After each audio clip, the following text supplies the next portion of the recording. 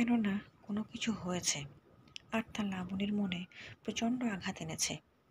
আর তাই লাবণী চুপ করে আছে। না, আমাকে জানতেই হবে ঘাবলাটা কোথায়। এইসব ভাবতে ভাবতেই আমার ঘরে চলে এলাম। আমার ঘরে এসে আমি তারপর আর কিছু না ভেবে ঘুমোতে গেলাম। সকালে আবার এক জায়গায় যেতে হবে, সেটা সকালেই বলি কেমন? সকাল 9টা। এই অলসের বাচ্চা, সকাল কয়টা বাজে? বের হবি না? লাবণী ম্যাডাম রেগে বলল। জি জি, যাব।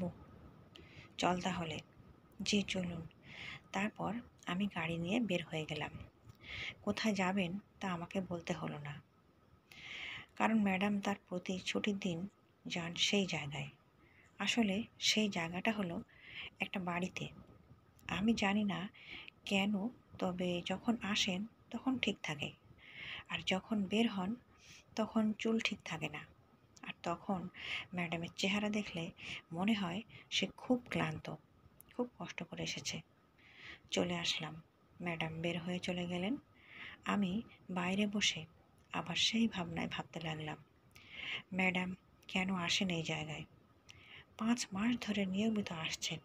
ভাবছেন কিভাবে বললাম? আসলে আমি হিসেব করে রাখছি দিনগুলো। 3 ঘন্টা পর দেখলাম ম্যাডাম বের হলেন।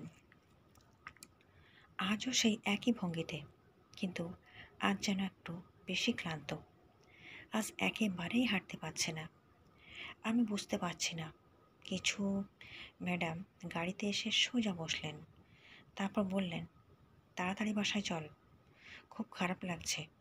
ম্যাডাম, জি। আমি আর কথা না বলে গাড়ি চালাতে শুরু করলাম। গাড়ি চালাচ্ছি। লুকিং গ্লাসে ম্যাডামের দিকে তাকিয়ে দেখি ম্যাডাম ঘুমিয়ে পড়েছে। ম্যাডামের চেহারায় ক্লান্তি, ভয়, ঘৃণা সব এক হয়েছে। কিন্তু কেন? সেই কেন এর উত্তর এখন না খুঁজে গাড়ি চালানোতে মনোযোগ দিলাম। বাসায় এসে পড়েছি। ম্যাডামকে ডাকলাম, কিন্তু ম্যাডাম উঠছে না।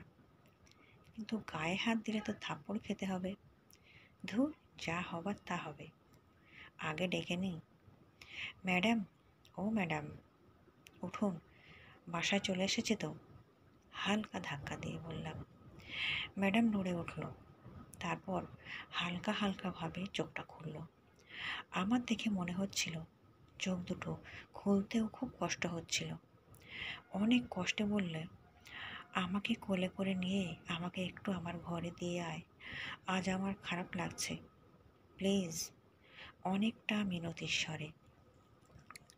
আমি কোলে নিলাম ম্যাডামকে। তারপর ম্যাডামকে নিয়ে উপরে উঠছি। সবাই হয়তো অবাক হচ্ছে। আমার কি? তারপর দেখি চাচা, মানে ম্যাডামের বাবা, আমাকে দেখে দৌড়ে আসলো। তারপর বলল, কি কি কি হয়েছে রাকিব? ওর এই অবস্থা কেন? চাচা কেঁদে দিলেন। কিছু না চাচা, মাথা ঘুরে পড়ে গিয়েছিল। তারপর বাসার সামনে নিয়ে নিয়ে আসার পরে আমাকে বলল যে কোলে করে নিয়ে যেতে। তাই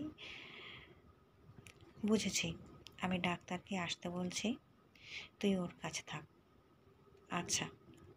তারপর ম্যাডামকে তার ঘরে নিয়ে শুইয়ে দিলাম।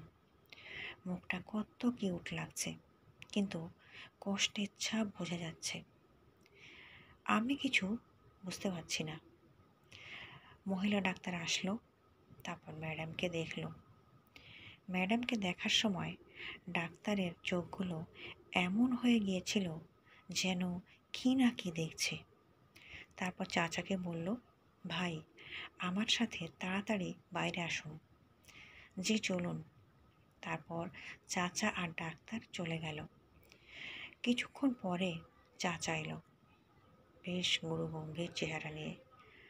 আমার কাছে এসেই বলল, রাকিব বাবা, আমার সত্যি করে বল না, তোর ম্যাডাম কোথায় গিয়েছিল? আমার হাত ধরে বলেছিল। তারপর চাচাকে সব বললাম, তবে শুধু আজকেরটাই। তারপর চাচা বলল, জানিস ডাক্তার কি বলেছে? জানিস? কান্নার মাত্রা বেড়ে গেল। কি? আমি বললাম। তারপর চাচা যা বলল তা শুনে আমার মাথা ঘুরে গেল। আমি অবাক হয়ে তাকিয়ে রইলাম ম্যাডামের দিকে। তারপর চাচা আমার হাত ধরে বলল, ওর এইসব কথা যদি মিডিয়ার কাছে যায় তাহলে তো সর্বনাশ হয়ে যাবে। এমনিই বিরোধী দলগুলো ক্যাচাল করছে, আবার যদি এই খবর পায় তো মিডিয়া পুরোই গরম করে ফেলবে।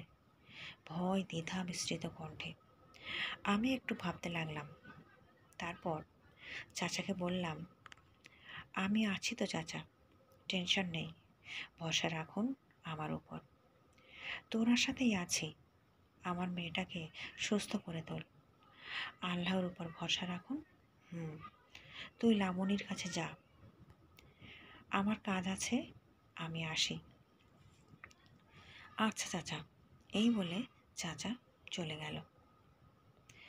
আর আমি ম্যাডামের ঘরে এলাম। ম্যাডাম এখনও ঘুমাচ্ছে। ম্যাডামের কথা ভাবতে লাগলাম। যা করেছে নিজের ইচ্ছায়, কিন্তু তাই বলে এই অবস্থা হবে কেন?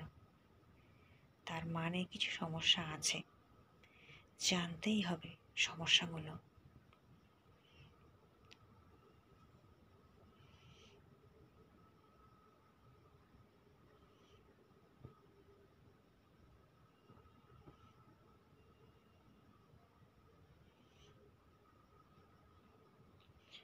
পরের পর্ব দেখতে থাকুন। ভিডিওটি ভালো লাগলে একটা লাইক করবেন, সাবস্ক্রাইব করে দেবেন।